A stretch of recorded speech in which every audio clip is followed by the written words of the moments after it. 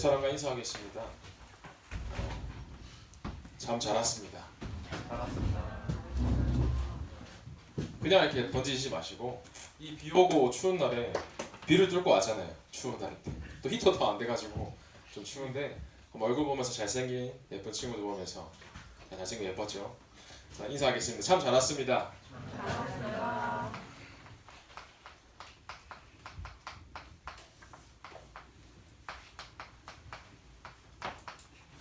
하나님께서 이 믿음대로 대지하다라고 말씀하셨어요. 믿으면 되어진다 하시는데 조사님도 여기 설교로 올라가기 전까지 조사님 어떤 기도를 하냐면 조사님 설교를 하지만 설교하는 나에게 먼저 최고의 은혜 달라고 기도합니다. 조사님 먼저 은혜 받아야지 하나님 말씀이 선포되잖아요. 지금 여러분들이 예배 드릴 때 그냥 지나가는 중고등부 예배가 되는 게 아니라 오늘 이 시간 지금 한번 마음속에 기도하면서 들어보세요. 오늘 예배를 드리는데 하나님 나에게 은혜를 달라고. 물론 우리가 하나님의 은혜를 받았지만 또 질문해보세요. 하나님의 음성을 지금 이 시간 들려달라고. 예배 드릴 때 하나님께서 질문할 때 하나님께서 정확하게 응답하실 줄 믿습니다. 우리가 살면서 나는 이 사람처럼 되고 싶다, 나는 저 사람처럼 되고 싶다라는 롤모델이 아마 각자에게 있을 거예요. 어떤 위인이 될 수도 있고 성경에 나온 인물이 될 수도 있고. 전사님이 이제 개인적으로 좋아하는 성경 속의 인물을 누구냐 이렇게 물어보면 전사님은 엘리사를 좋아해요. 엘리사가 성격이 화끈했거든요. 엘리사가 이제 갑절의 영감을 받고 난 다음에 어떤 성격이었냐면 그 어린아이들 수십 명 여러 명 되는 아이들이 저 대머리 아저씨야라고 놀렸어요. 거기서 엘리사가 열받아가지고 저주를 하니까 그 암곰 2마리가 나와서 성경에 보면 정확하게 어린아이들 42명을 암곰 2마리가 잡아 뜯었다고 성경에 나오거든요. 그만큼 성격이 어떻게 보면 불같은 사람이었는데 그런 성격을 좋아하는 게 아니라 엘리사는 하나님께서 갑절의 영감을 주시고 난 다음에 자기 거 다 버리고 7,000제사 세웠는데 자기의 인생을 다 드렸어요. 그래서 전사님이 엘리사를 좋아하는데 각자에게 좋아하는 성경인물이나 좋아하는 위인들이 아마 있을 거예요. 그런데 성경에 보면 오늘 믿으면 되어진다는 말씀인데 성경 속에 예수님이 이 사람만큼 믿음이 큰 사람을 본 적이 없다라고 말하는 사람이 성경에 한 사람이 나와요. 혹시 누군지 아세요? 예수님이 직접 이 사람 믿음이 너무나 뛰어나다. 내가 이스라엘 중에 이 사람보다 믿음이 큰 자를 본 적이 없다라고 말씀하시는 장면이 나와요. 혹시 아시는 분? 아시는 분께 제가 선물을 드리겠습니다. 누구예요? 정답이에요. 세라 나중에 마치고 선물 드릴게요. 백부장이라는 사람이 있는데 그 백부장한테 예수님께서 우리가 아는 랩런트 7명들도 아니고 이 백부장은 모태신앙도 아니었어요. 이 백부장한테 예수님께서 뭐라고 말씀하시냐면 마태복음 8장에 이 백부장이 이름이 백부장이 아니에요. 성이 백이 아니라 부장이 아니라 100명에 되는 부하를 거느리는 장교의 역할이 백부장이었단 말이에요. 그 백부장이라는 장교 이름도 안 나오는 사람이에요. 근데 백부장이 본인의 하인이 있었는데 본인의 집에 있는 하인이 병으로 고통받고 있었어요. 중풍병으로. 그래서 이 하인을 고치려고 하다가 예수님이 지나간다는 소식을 듣고 예수님께 찾아와서 이런 말을 해요. 주여, 내 집에 들어오심을 나는 감당하지 못하겠사오니 다만 말씀으로만 하옵소서. 예수님께서 이 백부장이 내 하인을 고쳐주세요 얘기하니까 예수님이 그래 내가 너 집에 가서 고쳐줄게 얘기하는데 저희 집에 오지 마세요. 저는 감당할 수 없습니다. 그냥 말씀만 하세요 라고 고백을 한단 말이에요. 만약에 전사님이 성경을 읽으면서 내가 만약에 백부장이었으면 어떻게 했을까? 예수님이 처음에 내가 가서 고쳐주리라 했으면 전사님 같았으면 아마 얼른 우리 집에 오세요. 얼른 우리 교회 와서 우리 교회 구경도 시켜주고 우리 집에 와서 우리 집 구경도 시켜주고 했을 거예요. 에스터한테 연락해가지고 진짜 빨리 예수님 오시니까 청소해놓고 했을 텐데 이 백부장은 집에 오지 말라고 했단 말이에요. 그러면서 말씀만 하면 고쳐질 것을 내가 믿나이다라고 고백을 해요. 그때 예수님께서 이스라엘 중에 이만한 사람의 믿음을 본 적이 없다라고 하시면서 놀라세요. 예수께서 놀라시면서 말씀하신단 말이에요. 우리가 믿으면 되어진다 했을 때 믿음이 내게 있어야 되는데 어떻게 보면 우리는 다른 믿음으로 예수님을 놀래키고 있을 수도 있어요. 어떻게 이렇게까지 안 믿을 수 있을까? 라고 예수님이 여러분들을 보면서 아니 내가 이렇게 너와 함께 한다는데 이 말씀을 왜 이렇게 안 믿는 거야? 라고 놀래키진 않고 있겠죠. 예수님께서 내 믿음대로 대지어다 하면 믿는 대로 응답 주신다고 하시는데 과연 나는 지금 얼마나 믿고 있는지 한번 확인해 볼 필요가 있습니다. 이 백부장이 믿음대로 예수님께서 말씀하신 대로 고쳐준다라고 고백했던 것처럼 오늘 예배 드릴 때 내가 알고 내가 해결하지 못하는 문제라든지 내 말씀이 잘 안 들어진다, 나만의 고민이 있을 거예요. 그 고민에 대해서 질문하고 예배 드릴 때 하나님께서 정확하게 응답하실 줄 믿습니다. 지금 비도 오고 있는데 저기 호주에 가면 지금 상황이 어떠냐면 물이 집보다 이상으로 이제 홍수가 나서 물이 되게 넘치고 방람하고 있는 그런 분위기예요. 그래서 홍수 때문에 많은 피해가 있는데 물이 많다고 해서 마실 물이 있는 건 아니잖아요. 물이 너무 많아서 홍수가 넘치고 있는데 물은 너무나도 많지만 내가 마실 물이 없는 거예요. 홍수가 나니까. 그 탕물에다가 정화되지 않은 물이잖아요. 우리가 사실은 지금 얼마나 예배 속에서 말씀 많이 듣고 있어요. 유튜브 키면 우리 다민족의 말씀뿐만 아니라 너무나 많은 말씀이잖아요. 말씀은 너무나 많고 홍수 같은 시대인데 나의 말씀이 없는 거예요. 아무거나 말씀을 듣는다고 해서 그 말씀이 나에게 생명이 되는 물이 되는 게 아니라 말씀을 마구잡이로 듣는 게 아니라 나의 말씀이 없는 거예요. 오늘 예배드리는 이 시간에 여러분들이 그냥 말씀이 아니라 성경 속의 말씀이 아니라 이 예배가 온전히 나의 말씀으로 와닿는 시간 되기를 소망합니다. 나의 말씀이 없으면 사실은 말씀과 내가 관계가 없는 거예요. 말씀이 많이 흘러나오고 말씀이 많이 들리면 뭐예요? 내 거로 안 되는데. 우리가 오늘도 예배 드리고 이거 끝나고도 5예배 드리잖아요. 예배를 드리지만 만약에 이 나의 말씀이 발견되지 않는다. 그럼 사실은 나에게 생명이 되는 물이 아닌 거예요. 말씀이 넘치고 홍수는 나지만 내가 마신 물이 없는 것처럼 나만의 말씀이 여러분들에게 잡혀야 돼요. 그리고 또 나의 말씀이 있어야지만 나의 기도가 나오는 거예요. 그냥 형식적으로 하는 기도가 아니라 내가 진짜 하나님께 드리는 내가 잡은 언약 기도와 내 신무가 원사를 누리는 기도와 그 모든 기도 제목들이 나의 말씀이 발견졌을 때 나의 깨달음이 발견되어졌을 때 기도가 되어지는 겁니다. 이때 되어지는 게 당연한 전도잖아요. 전도라는 게 다른 사람에게 말씀을 전달하고 직접 구원의 길을 선포하고 그것도 물론 전도지만 나만의 전도가 또 있어야 돼요. 여러분들에게 주신 전도가 뭐냐면 학업도 전도예요. 내가 열심히 학업을 공부하는 게 공부를 열심히 한다고 전도가 되는 게 아니라 내가 진짜 이 공부를 왜 해야 되는지 알고 공부하는 것 그 자체가 하나님께서 저를 주신 전도인 줄 믿습니다. 나의 말씀과 기도와 전도가 붙잡혀졌을 때 하나님께서 그 붙잡은 대로 말씀에 대한 응답을 허락하십니다. 하나님께서는 말씀을 통해서 여러분들에게 모든 응답의 성취를 허락하시기 원하시는데 만약에 내 말씀이 가치가 없으면 안 되잖아요. 내가 만약에 오늘 예배 드리러 왔는데 오늘 무슨 말씀 하나님께 주실까? 담임 목사님께서 무슨 말씀을 주실까? 설레는 마음으로 왔는지 아니면 오늘 비도 오고 날씨도 추운데 일어나기도 너무 귀찮다. 혹시 그런 상태로 왔는지 스스로에게 한번 질문해 보세요. 우리가 생명의 말씀이 설레지 않고 기대가 안 된다. 사실은 신령이 문제가 있는 거란 말이에요. 우리가 BTS, NCT TV 보면 너무 행복하고 잘생겼는데 내 눈이 막 정화되는 것 같은데 하나님 말씀 듣는 게 설레지가 않고 기대가 안 된다. 사실은 내 신령이 어떤 상태인지 사실은 본인이 잘 아는 거잖아요. 그렇지만 오늘 이 시간 괜찮아요. 예배 드리면서 질문해 보세요. 내게 주신 말씀과 기도와 전도가 어떤 것인지 정확하게 질문할 때 하나님께서 응답하실 줄 믿습니다. 우리가 왜 지금 예배 드리고 있고 우리가 왜 지금 이 세상 속에 살아가고 있냐 했을 때 오로지 하나님의 은혜로 살아가고 있는 줄 믿습니다. 우리가 시마다 분마다 초마다 단 한순간도 하나님께서 함께 하시지 아니하면 우리가 살아갈 수 없어요. 왜냐? 은혜 아니면 살아갈 수 없기 때문이에요. 내가 지금 예배 드리고 있는 이 순간이 너무나 소중하고 감사하다. 왜냐? 하나님께서 나를 구원하셨기 때문에. 하나님께서 나를 구원하지 않았더라면 세상 사람들과 같이 다른 세상 친구들과 같이 학교 친구들처럼 무엇을 위해 살아가는지 모르고 방황하며 살아야 되는데 하나님께서 절대 은혜 가운데 나를 구원하시고 지금 여기 예배 자리로 인도하신 줄 믿습니다. 그래서 오늘 이 시간도 내가 은혜 아니면 안 되구나 고백하는 여러분 되기를 소망해요. 왜 은혜 아니면 안 되냐 했을 때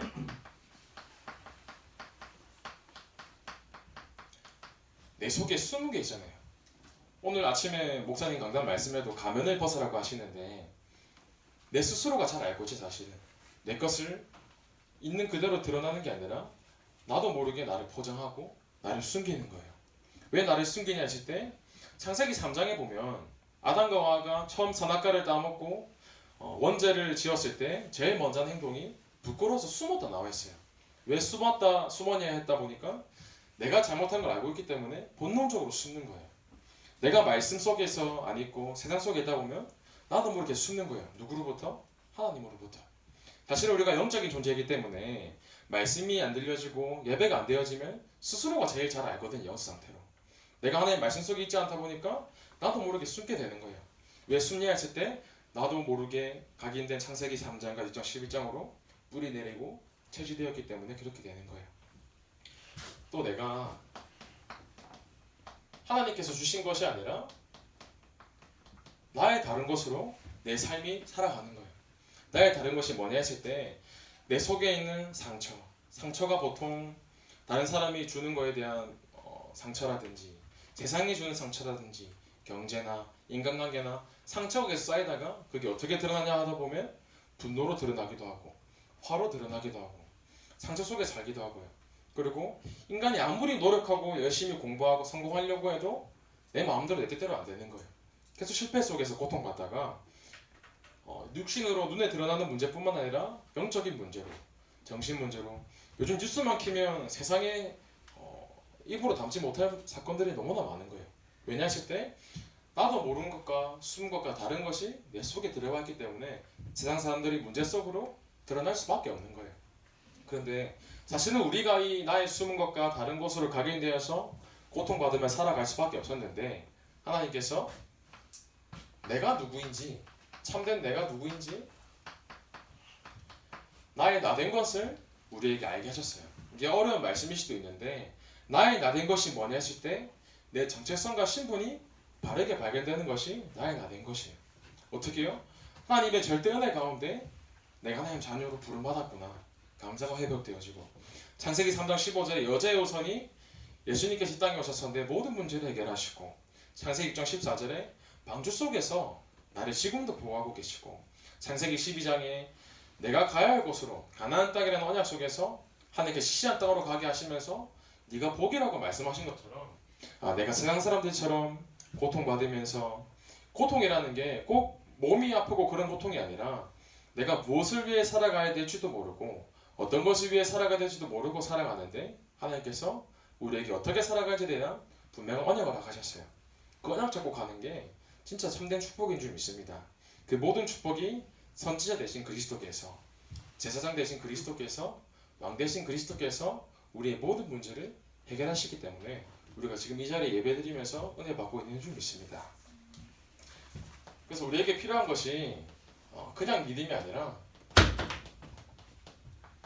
절대 믿음을 가지고 살아가야 될 줄 믿습니다.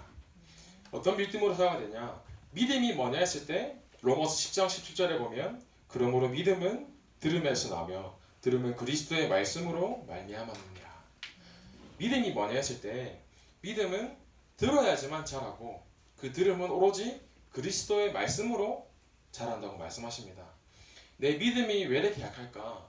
나는 왜 이렇게 신앙생활이 힘들지라고 할 수도 있는데 괜찮아요.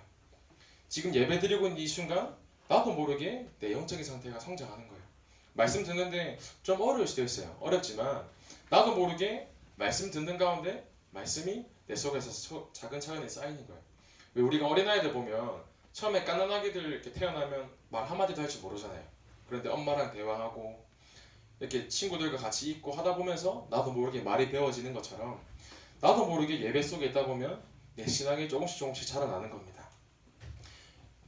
그때 이 절대 믿음 가운데 하나님께서 우리에게 주신 가장 큰 축복이 뭐냐 했을 때 나의 말씀이 내 것으로 들려지는 응답이 진짜 응답인 줄 믿습니다. 만약에 말씀이 내 것으로 안 되어지고 말씀이 안 들려진다 그것보다 더한 불행은 없거든요. 내가 예수 그리스도 하나님 자녀가 되었지만 말씀이 잘 들리지 않고 내게 은혜가 되어지지 않는다. 사실은 그것보다 더 불행한 건 없잖아요. 창세기 15장 1절에 보면 여호와의 말씀이 환상 중에 아브라함에게 임하여 이르시되 아브라함아 두려워하지 말라 나는 내 방패요 너의 지극히 큰 상급이니라 말씀하십니다. 아브라함이 두려워할 수가 있는데 두려워하지 말라 하시면서 하나님이 아브라함에게 임하여 이르십니다. 아브라함 개인에게 하나님께서 말씀을 들려주시는 거예요.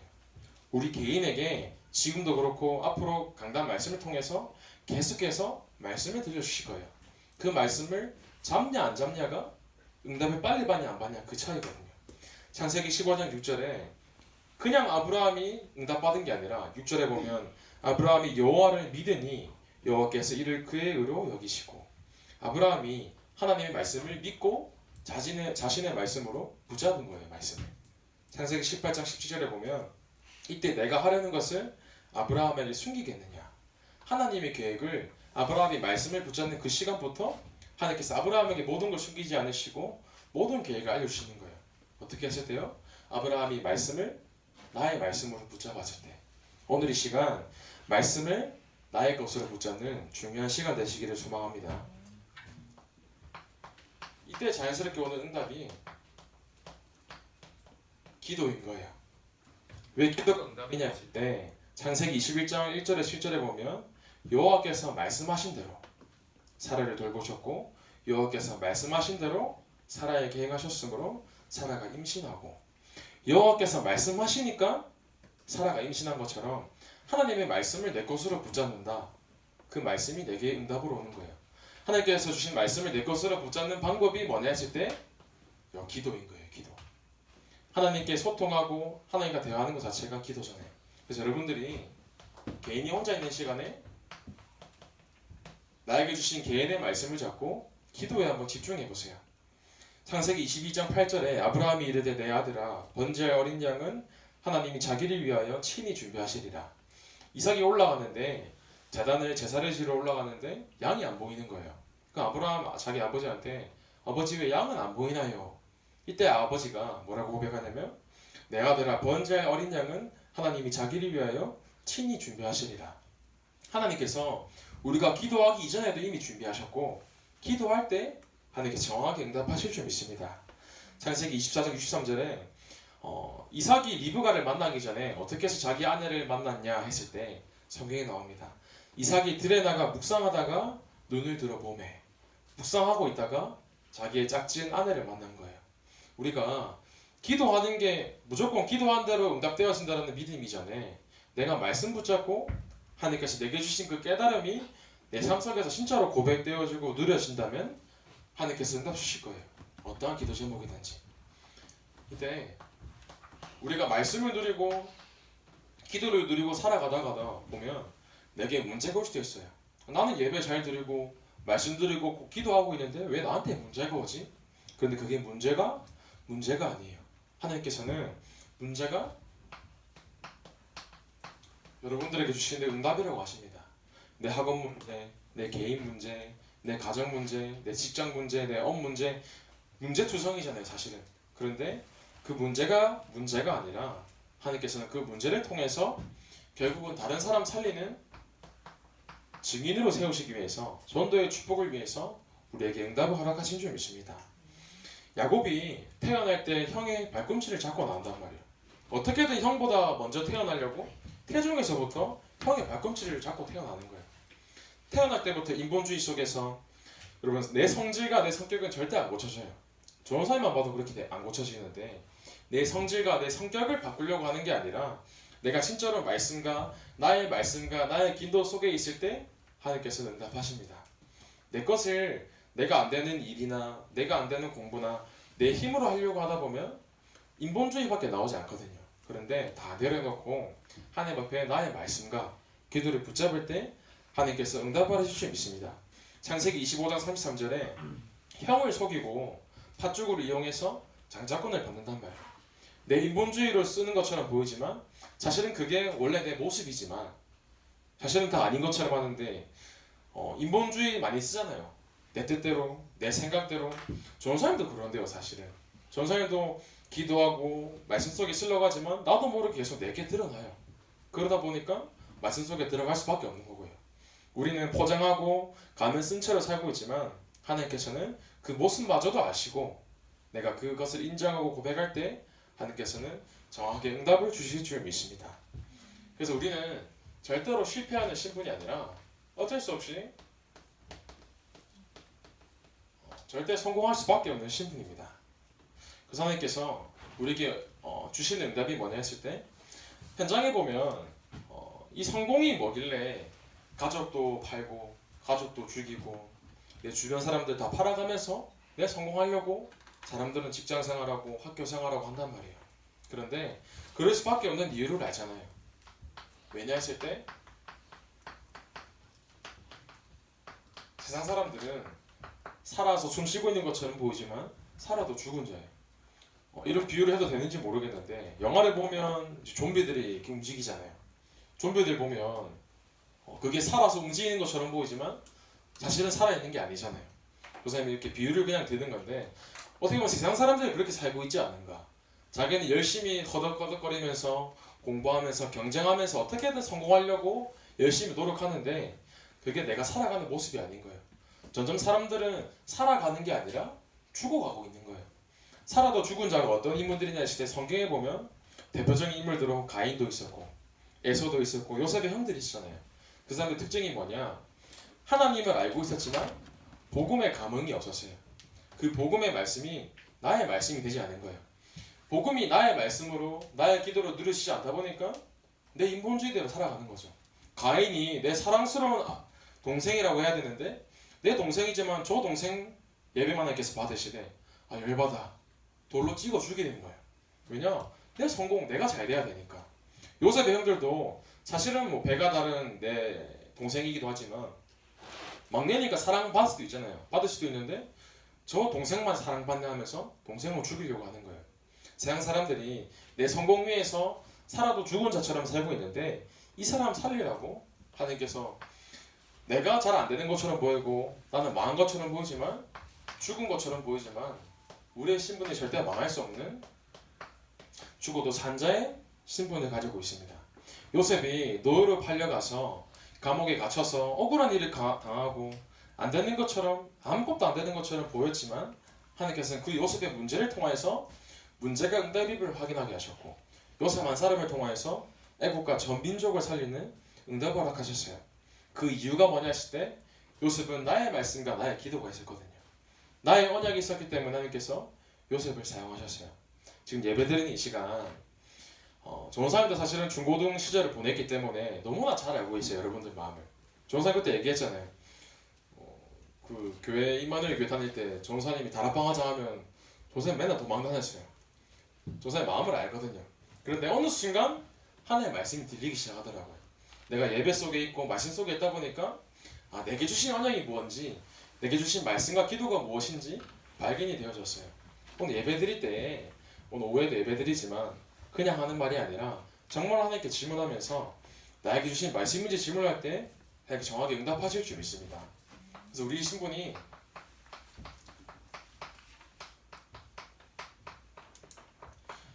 이 땅에 살아가고 있지만 우리가 언젠가는 하늘나라 천국에 가야 되는데 우리의 신분이 영원히 산 자의 신분인 거예요.